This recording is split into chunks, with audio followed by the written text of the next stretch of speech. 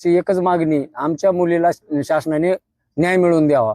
का नाही करायचं की ते म्हणले ही मुलगी मला शोभत नाही, ग्रामीण भागातली, असे काहीतरी वेगवेगळे आरोप केले, उत्तर दिले त्यांनी. फिरून आणली, इकडे तिकडे हिंडून आणली, पण हे PS आहे. लग्न 8 दिवसावरच आलतं.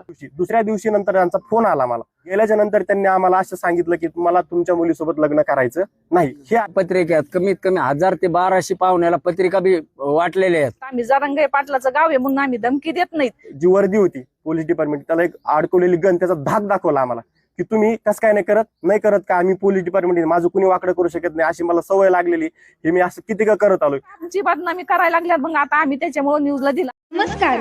महाराष्ट्रातील विविध क्षेत्रातील बातम्या झटपट आपल्या मोबाईलवर पाहण्यासाठी लगेचच सबस्क्राईब करा राष्ट्रशक्ती लाईव्ह न्यूज आणि सोबत बेल आयकॉन प्रेस करायला विसरू नका. मी जरांगे रामप्रसाद, मुलीचा भाऊ.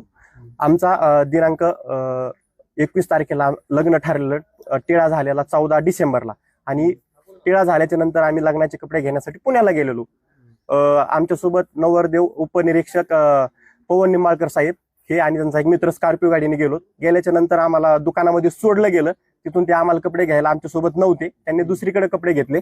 आणि कपडे घेत असताना त्यांनी फोन केला की तुम्ही तुमचे चॉईस करा कपडे, मी तिथं कपडे घेत नाही, मी दुसरीकडे घेतोय. मी विचारलं की असं का बाबा, की ते म्हणले नाही मला इकडे शिवायचे. कपडे घेऊन आलो. घेऊन आल्याच्या नंतर तेचगावमध्ये त्यांनी आम्हाला सोडलं. त्यांनी दुसरी गाडी बोलवून घेतली. बोलवून घेतल्याच्या नंतर आम्हाला 2 आमचे त्यांच्यासोबत व्यक्ती होते, ते 2 बसवले आमच्या गाडीत. ते म्हणले हे माझे जोडीदार सोडतील तुम्हाला. मग ते त्या दुसऱ्या मार्गाने निघून गेले. असं केल्याच्या नंतर हा प्रकार झाला आदल्या दिवशी. दुसऱ्या दिवशी नंतर त्यांचा फोन आला मला, की फोन आला तुम्ही चकलांब्याला या, आमच्या घरी या. घरी आलं, आम्हाला वाटलं काहीतरी बोलायचं असेल, पुढचं नियोजन वगैरे. गेल्याच्या नंतर त्यांनी आम्हाला असं सांगितलं की मला तुमच्या मुलीसोबत लग्न करायचं नाही. हे ऐकल्याच्या नंतर आमच्या पायाखालची जमीन घसरली. ते झाल्याच्या नंतर आम्ही का नाही करायचं की ते म्हणले ही मुलगी मला शोभत नाही, ग्रामीण भागातली, असे काहीतरी वेगवेगळे आरोप केले, उत्तर दिले त्यांनी. मग हे केल्याच्या नंतर आम्ही तिथं बोलल्याच्या नंतर की ते म्हणले ठीक आहे, तुम्ही ऐकत नाहीत ना, की त्यांनी आम्हाला त्यांच्या जी वर्दी होती पोलीस डिपार्टमेंट, त्याला एक अडकवलेली गन, त्याचा धाक दाखवला आम्हाला की तुम्ही कसं काय नाही करत का, आम्ही पोलीस डिपार्टमेंट माझं कुणी वाकडं करू शकत नाही, अशी मला सवय लागलेली, हे मी असं किती का करत आलोय. असंच पोखरीचं प्रकरण एक झालेलं त्याच्या अगोदर. आणि हे करत असताना आमची त्यात बदनामी झाली. आम्ही गावाकडे आलो, मध्येचे लोक कोण प्रयत्न केला, परंतु आम्हाला त्यात काही इनपुट भेटलं नाही. मग हे करत असताना आमच्या चुलत्यांनी जो 1-1 रुपया गोळा केलेला, तो पूर्ण त्या लग्नासाठी लावला होता, तो पूर्ण आज आमचं कुटुंब उद्ध्वस्त झालेलं आहे, आमचं याच्यावर आलेलं आहे. आणि ह्या बाबतीत आम्हाला न्याय मिळावा. आणि पोलीस प्रशासनाला एवढीच आमची मागणी आहे की याच्यावर लवकरात लवकर काहीतरी याच्यावर कारवाई करावी, त्यांना निलंबित करावं. कारण ते जर सिस्टीममध्ये असेल तर काही ना काहीतरी करतात ते. आणि आम्हाला वारंवार धमकी देतात की मी पोलीस डिपार्टमेंटमध्ये आहे, माझं कुणीच काही करू शकत नाही. माझं नाव रामप्रसाद जरांगे, मुलीचा भाऊ. या फार्म बद्दल म्हणणं आमचं असं आहे की आमच्या मुलीची ज्यांनी आबरू घातलेली, आणि शासनाकडे आमची एकच मागणी, आमच्या मुलीला शासनाने न्याय मिळवून द्यावा. ही झालेला खर्च त्यांनी आमचा परत द्यावा. कारण आम्ही शेतकरी माणसं आहेत, आमचे लहान लहान मुलं, लेकरं बाळ, बायका, पोरं उन्हातानात कष्ट करून आम्ही कस तरी 1-1 रुपया गोळा करून यांचे लग्नापुरती तडजोड केलेली होती. पण यांनी जसं जसं लग्न जवळ येईल तसं काहीतरी बायपास काढून वेगळीच दिशा आम्हाला दाखवायला सुरू केली. आमची मुलगी आणि पुतण्या हे पुण्याला जायचे म्हणले. त्यांनी हट्टा असा धरला की मला पुण्यालाच कपडे घ्यायचे. तर मी म्हणलं जा बा. पुण्याला कपडे घ्यायला गेल्याच्या नंतर त्यांनी ते कपडे पुण्याला न घेता मुलीला आणि पुतण्याला एका दुकानात सोडून दिलं, आणि हे कुठेतरी आळंदीकडे निघून गेले.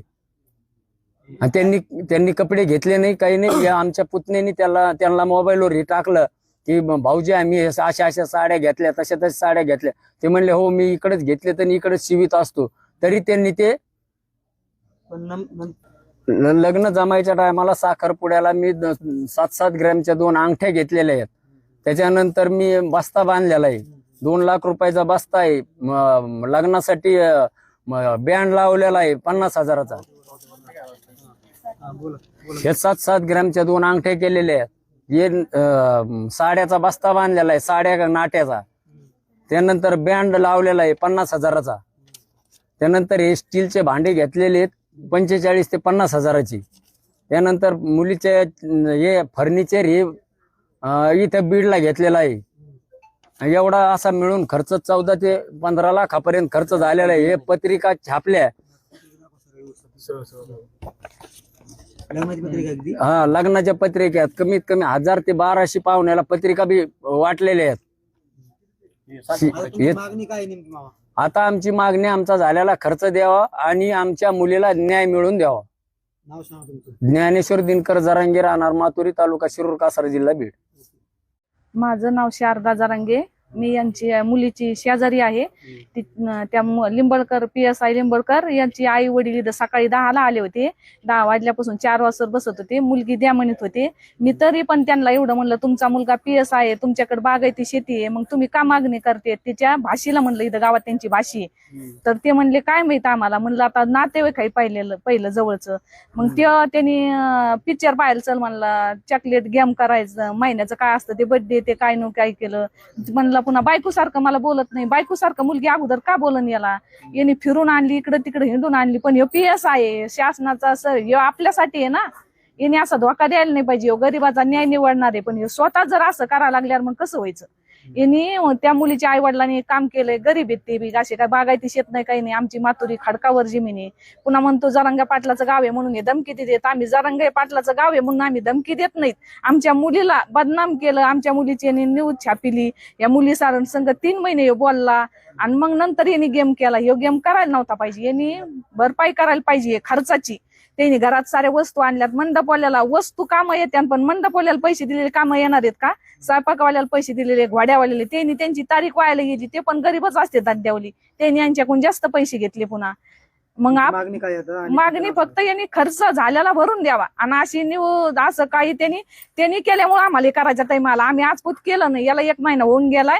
हे असं आम्ही छापील नव्हतं. आम्ही अगोदर काय म्हणलो होतं, त्याला याची बातमी पेपरला द्या. पण हे म्हणले नको, तो PSI आहे, आम्ही याची बदनामी नाही केली. पण हे जर आमची बदनामी करायला लागल्या मग आता आम्ही त्याच्यामुळे न्यूजला दिलं. आम्हाला द्यायचं पण नाव नव्हतं. सांगा. माझं नाव शारदा जरांगे. भावना काय आहे, आता आम्ही इतका खर्च 1-1 रुपया जमा केलेला आहे. इतका खर्च झाला. आमच्या असा जीवाला धक्का बसला. असं एक ही घटना घडली. सारं झालतं. लग्न 8 दिवसावरच आलतं.